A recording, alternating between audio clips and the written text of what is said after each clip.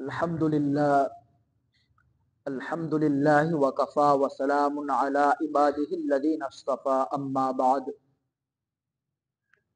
فاعوذ باللہ من الشیطان الرجیم بسم اللہ الرحمن الرحیم لقد کان لکم فی رسول اللہ اسوۃ حسنہ وقال النبی صلی اللہ علیہ وسلم لا يؤمن احدكم حتى اكون احب اليه من والده وولده والناس اجمعين سبحان ربك رب العزة عما يصفون وسلام على المرسلين والحمد لله رب العالمين اللهم صل على سيدنا محمد وعلى آل سيدنا محمد وبارك وسلم اللهم صل على سيدنا محمد وعلى آل سيدنا محمد وبارك وسلم اللهم صل على سيدنا محمد وعلى آل سيدنا محمد وبارك وسلم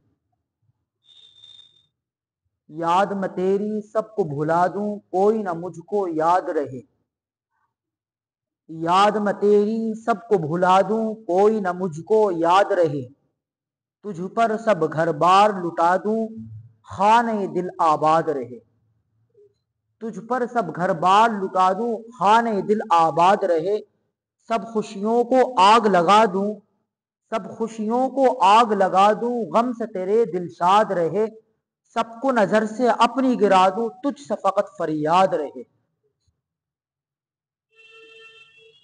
قرآن کے پاروں میں تیرے نام کا چرچا یہ آپ صلی اللہ علیہ وسلم کے متعلق قرآن کے پاروں میں تیرے نام کا چرچا ہے چاند ستاروں میں تیرے نام کا چرچا گلیوں میں بازاروں میں تیرے نام کا چرچا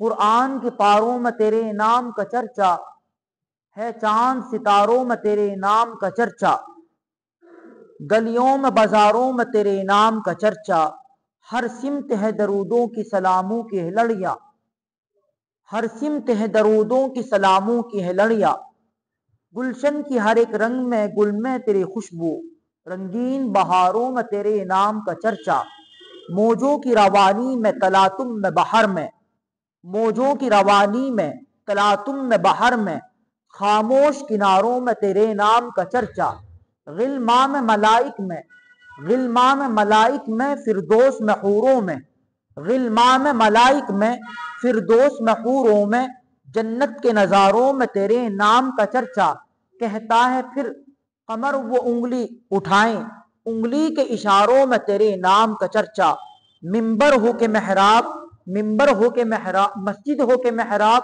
منبر کے مصلی مسجد ہو کے محراب منبر کے مصلی ہم کو ملا چاروں میں تیرے نام کا چرچا اصحاب میں تخصیص ہے ان چاروں کی ورنہ سارے تیرے یاروں میں سارے تیرے یاروں میں تیرے نام کا چرچا بلغ العلا بکمالہ بلغ العلا بکمالہ کشف الدجا بجمالہ بلغ العلا بکمالہ کشف الدجا بجمالہ حسنت جمیع خصالہ صلو علیہ وآلہ صلو علیہ وآلہ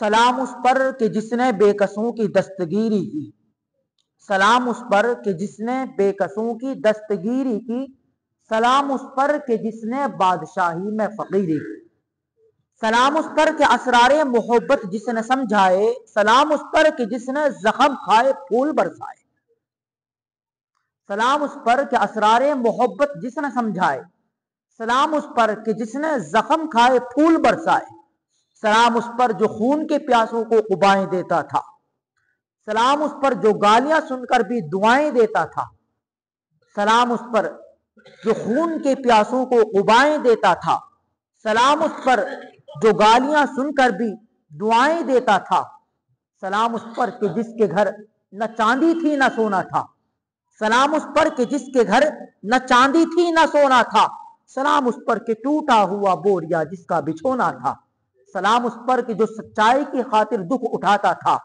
سلام اس پر جو بھوکا رہ کے اوروں کو کھلاتا تھا، سلام اس پر کہ جس نے کھول دی مشقیں اسیروں کی، سلام اس پر کہ جس نے بھر دی جھولیاں فقیروں کی، سلام اس پر کہ جس نے فضل کے موتی بکھیرے ہیں، سلام اس پر کہ جس نے بروں کو فرمایا کہ میرے ہیں، سلام اس پر کہ جس نے فضل کے موتی بکھیرے ہیں، سلام اس پر کہ جس نے بروں کو فرمایا کہ میرے ہیں، سلام اس پر کہ جو امت کے لیے راتوں کو روتا تھا، سلام اس پر جو امت کے لیے راتوں کو روتا تھا، سلام اس پر جو سردی کے موسم میں فرش خاکی پر سوتا تھا۔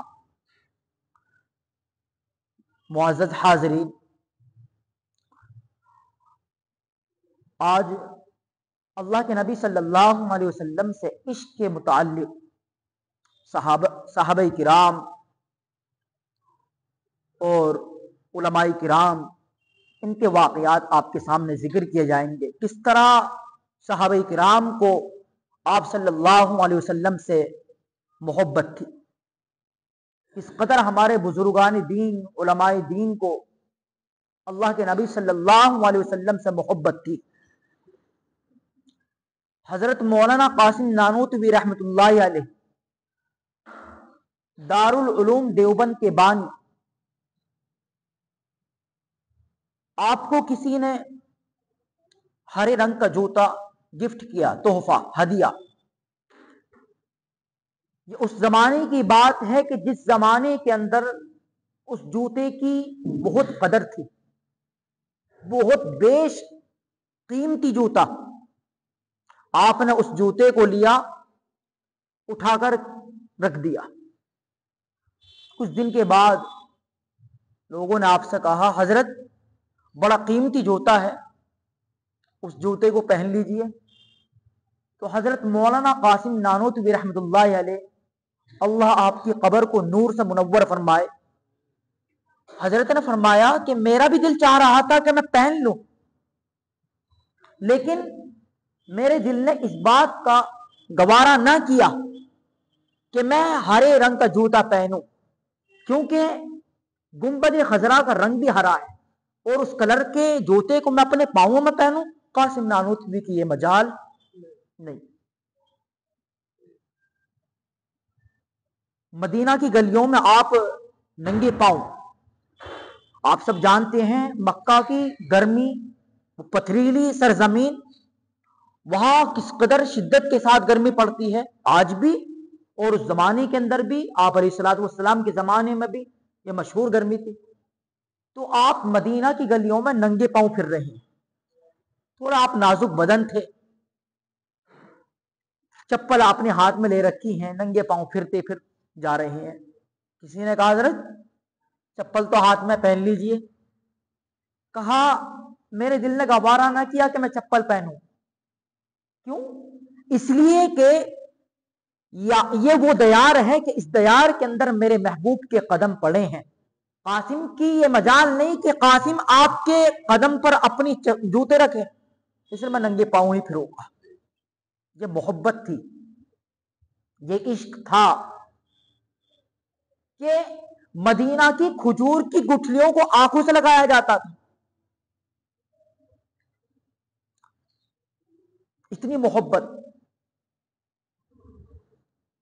آپ کے خلاف جب وارنٹ جاری ہوئے تو آپ 3 دن نظر بند رہے، 3 دن چھپے رہے۔ 3 دن کے بعد آپ سامنے آ گئے۔ لوگوں نے کہا، حضرت ابھی پولیس، یہ انگریزوں کی دور کی بات ہے، جب انگریز آپ کو پکڑ رہے تھے، تو حضرت سے کہا، حضرت پولیس ابھی آپ کے گرفت کے لیے منتظر ہے، آپ ابھی چھپے رہے۔ تو حضرت نے کیا کہا، میں نے آپ صلی اللہ علیہ وسلم کی زندگی کو دیکھا کہ آپ کفار سے جو چھپے تھے 3 دن تک غار ثور کے اندر چھپے رہے تھے، میں آپ کی اس سنت پر عمل کرتا ہوں، 3 دن کے بعد میں نہیں چھپ سکتا۔ اس قدر اللہ کے نبی صلی اللہ علیہ وسلم سے محبت۔ صحابہ کرام کے اندر تو کوٹ کوٹ کر بھری ہوئی تھی، اور ان صحابہ کرام میں سب سے پہلا نمبر حضرت ابو بکر صدیق رضی اللہ تعالیٰ عنہ کا نام۔ آپ کے اندر اللہ کے نبی علیہ الصلوۃ والسلام کی محبت کوٹ کوٹ کر بھری ہوئی، حتیٰ کہ آپ اللہ کے نبی صلی اللہ علیہ وسلم کے ساتھ سفر طائف کے اندر بھی موجود، وہ ابر لطیف جن کے سائے کو گلشن ترستے تھے، یہاں طائف میں ان کے جسم پر پتھر برستے تھے۔ اس سفر طائف کے اندر بھی آپ ساتھ تھے۔ ایک مرتبہ اللہ کے نبی صلی اللہ علیہ وسلم نے ارشاد فرمایا، مجھے 3 چیزیں دنیا کی محبوب ہیں۔ نمبر 1 خوشبو، نمبر 2 نیک بیوی، نمبر 3 قرۃ عینی فی الصلاۃ، میری آنکھوں کی ٹھنڈک نماز میں ہے۔ مجھے یہ تمہاری دنیا کی 3 چیزیں محبوب ہیں۔ ادھر پلٹ کا حضرت ابو بکر نے بھی جواب دیا، یا رسول اللہ مجھے بھی دنیا کی 3 چیزیں محبوب ہیں۔ کون کون سی؟ ایک تو یا رسول اللہ آپ کا دیدار کرتا رہوں، بس آپ کا دیدار ہی، آپ کی زیارت ہی ہوتی رہے، ایک تو مجھے یہ محبوب۔ دوسرا آپ پر میں اپنا مال خرچ کرتا رہوں، اور تیسری کہ میری بیٹی عائشہ آپ کی نگاہ کے اندر ہے۔ مجھے یہ 3 چیزیں محبوب ہیں۔ اللہ کے نبی صلی اللہ علیہ وسلم نے فرمایا مجھے بھی 3 چیزیں محبوب، پلٹ کر جواب دیا، یا رسول اللہ مجھے بھی 3 چیزیں محبوب۔ جب آپ صلی اللہ علیہ وسلم کو ہجرت کا حکم ہوا تو آپ علیہ الصلوۃ والسلام حضرت ابو بکر صدیق رضی اللہ تعالی عنہ کے دروازے پر صرف کنڈے کو پکڑا، حضرت ابو بکر کی آنکھیں کھلی، حضرت ابو بکر باہر آئے۔ اللہ کے نبی صلی اللہ علیہ وسلم نے پوچھا، ابو بکر رات کا وقت ہے، آپ جاگ رہے تھے؟ کہا ہاں یا رسول اللہ میں جاگ رہا تھا۔ کیوں؟ اصل میں کچھ عرصے سے میرا دل یہ کہہ رہا تھا کہ اللہ کے نبی صلی اللہ علیہ وسلم کو ہجرت کا حکم ہوگا تو آپ مجھے اپنے ساتھ لے کر جائیں گے، یہ شرف مجھے بھی عطا کریں گے۔ میں نے اسی وقت سے رات میں سونا چھوڑ دیا، کہیں ایسا نہ ہو کہ میرے محبوب میرے دروازے پر آئیں، ان کو انتظار کرنا پڑے۔ یہ کیا محبت تھی۔ اور پھر جب آپ علیہ الصلوۃ والسلام غار ثور پر جب آپ اس کے اندر پہنچنے تھے تو پہاڑ پر چلنے کا وقت آیا تو آپ پہاڑوں پر اپنے پاؤں کے پنجوں کے بل چل رہے تھے، ہاتھ یوں رکھ رہے تھے، پنجوں کے بل چل رہے تھے۔ اصل میں مقصد چلنے کا یہ تھا کہ تاکہ نشانات اس پر نہ چھپے، کفار کو نہ پتا چلے۔ تو حضرت ابو بکر صدیق فوراً کہنے لگے، یا رسول اللہ ابو بکر کی سواری تیار ہے، آپ میرے کندھوں پر سوار ہو جائیں، میں آپ کو اوپر لے کر چڑھ جاؤں گا۔ اللہ کے نبی صلی اللہ علیہ وسلم کو اپنے کندھوں پر سوار کیا، غار ثور تک لے گئے، اور پھر وہاں پہنچنے کے بعد جو سوراخ تھے ان کو بند کر دیا، ایک سوراخ باقی رہ گیا، یہ زمین ہے، زمین سے اتنا اونچا، آپ یوں بیٹھے اس جگہ پر اپنی ایڑی لگا لی، اللہ کے نبی صلی اللہ علیہ وسلم آپ کی گود کے اندر آرام فرما ہو گئے۔ اس کے اندر زہریلا سانپ تھا، اس زہریلے سانپ نے حضرت ابو بکر رضی اللہ عنہ کی ایڑی مبارک پہ ڈنک مارا، کاٹ لیا۔ آپ کو تکلیف تو ہوئی، مگر ابو بکر یہ کیسے مجال کر سکتے تھے کہ آقا میں آپ کی گود میں ہو اور آپ حرکت کریں، آقا کا سر مبارک آپ کی گود کے اندر ہو اور آپ تھوڑی حرکت کریں، ہلیں، ایسا نہیں ہو سکتا۔ تکلیف برداشت کر لی، مگر جب زہر جسم کے اندر پھیلنے لگا، آپ کو تکلیف اور زیادہ ہونے لگی، تو آپ کی آنکھوں کے اندر سے جو آنسو آ رہے تھے وہ آنسو آپ علیہ الصلوۃ والسلام کے رخسار مبارک پر گر گیا۔ جب آپ صلی اللہ علیہ وسلم کے رخسار مبارک پر وہ آنسو گرا، آپ کی آنکھ کھل گئی۔ ابو بکر آپ کیوں رو رہے ہو؟ تو حضرت ابو بکر صدیق رضی اللہ عنہ نے فرمایا، یا رسول اللہ اس سوراخ کے اندر کوئی موذی تکلیف دینے والی چیز ہے، اس نے کاٹ لیا۔ تو آپ علیہ الصلوۃ والسلام نے اپنا لعاب مبارک ان کی ایڑی مبارک پر لگایا، زخم بھی ٹھیک ہو گیا اور تکلیف بھی ختم ہو گئی۔ کیا محبت کہ آپ علیہ الصلوۃ والسلام کو اپنی گود کے اندر لٹایا، اس سانپ کی تکلیف کو برداشت کر لیا، مگر آپ ہلے نہیں، آپ ایک طرف نہیں اٹھے، کھڑے نہیں ہوئے۔ اس لیے تو کسی نے کہا پروانے کو ہے چراغ बुलबुल को फूल बस, परवाने को चराग, बुलबुल को फूल बस, सिद्दीक के लिए है खुदा का रसूल बस। परवाने के लिए वो चराग, बुलबुल को फूल बस, सिद्दीक के लिए है खुदा का रसूल बस। ये हजरत अबू बकर सिद्दीक रजी अल्लाह ताला अन्हु की आप अलैहिस्सलातु वस्सलाम से मोहब्बत। और एक अजीब वाकया, उससे तो आप भी हैरत ज़दा होंगे। जब जंग तबूक का मौका आया तो उस वक्त आप अलैहिस्सलातु वस्सलाम ने हुक्म दिया कि अल्लाह की राह में माल खर्च करो, माल लाओ। तो हजरत उमर की क्या सोच थी? हजरत उमर सोच रहे थे कि आज मैं उस यारे गार से आगे निकल जाऊंगा, आधा माल घर छोड़कर आए, आधा माल आप अलैहिस्सलातु वस्सलाम की खिदमत अक़दस के अंदर रख दिया। सोच क्या रहे थे? आज मैं हजरत अबू बकर से आगे निकल जाऊंगा। मगर उनको क्या पता थी नाम अबू बकर किस लिए पड़ा? बा काफ रा, बकर। बकर माने पहल करने वाला, हर काम में पहल करने वाला। इतने में वाशिक रसूल भी आ गए, गठरिया साथ में, टाट का लिबास पहने हुए।